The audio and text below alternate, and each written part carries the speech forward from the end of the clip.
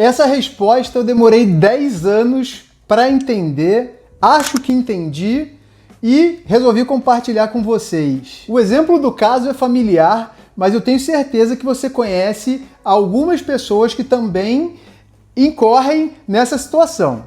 E esse meu caso familiar, ele era mais ou menos o seguinte: do nada, o meu pai vinha com um problema para mim dizendo: filho, eu fui protestado ou tô negativado em tal lugar e eu queria que você me ajudasse a resolver isso. E essas confusões, elas eram geradas e são geradas ainda, e eu espero resolver isso a partir de agora, por uma questão muito simples do tabelionato de protestos, mas que acaba influenciando em muito as nossas vidas e a cientificação de alguém por uma dívida inadimplida. E a gente sabe que o protesto ele é uma forma do credor avisar o devedor de que ele está inadimplente, e sim, gente, isso acontece muito. A pessoa não deve, às vezes, só porque não tem dinheiro para pagar. É bem comum a pessoa esquecer aquelas continhas pequenas, aqueles R$300, um boleto não sei da onde, e isso acaba sendo levado a protesto, sendo que o protesto normalmente ele é dirigido até o endereço do devedor para que ele pague a dívida, e dessa forma a gente não tem dúvidas que ele vai ser notificado, ou o porteiro do prédio vai ser notificado, alguém da sua família, do seu relacionamento vai ser notificado para que o devedor pague esse título que está sendo protestado e não fique inadimplente nem depois com o nome sujo no Serasa. Só que o que acontece muitas vezes?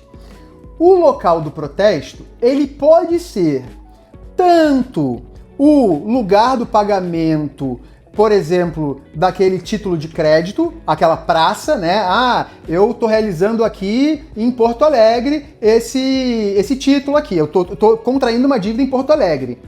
Porém, se eu residir, por exemplo, em Campina Grande, o local do protesto ele pode ser qualquer um dos dois, segundo o artigo 356 do CNJ. Isso quer dizer o quê? Basicamente, que, de acordo com o nosso sistema, se você for um devedor, né, se você contrair uma obrigação e o seu domicílio for diferente do local em que você está contraindo essa obrigação, você pode sim ter problemas e ser intimado por edital. E aí você vai perguntar agora: então, Marcelo, como é que eu poderia fazer para evitar ser intimado por edital nessas situações?